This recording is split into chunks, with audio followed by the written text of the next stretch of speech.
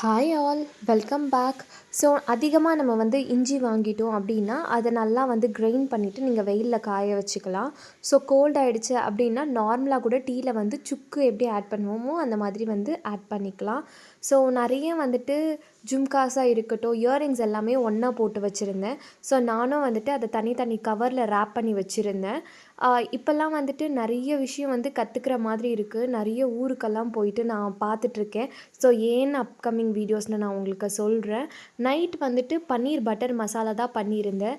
இது குருமாவாக இருக்கட்டும், இல்லை இந்த மாதிரி ஐட்டம்ஸ் ஏதாவது பண்ணுறதா இருந்தால் கொஞ்சம் முந்திரி பருப்பும் கசகசாவும் நான் ஊற வச்சு ஆட் பண்ணேன். பட் டேஸ்ட் வைஸ் ரொம்பவே சூப்பராக இருக்குது. நான் குருமா செய்யும்போது தேங்காய் போடும்போது நான் போட்டுப்பேன். லாஸ்ட்டாக பட்டர் விட்டு நல்லா கொதிச்ச உடனே இறக்கியாச்சு.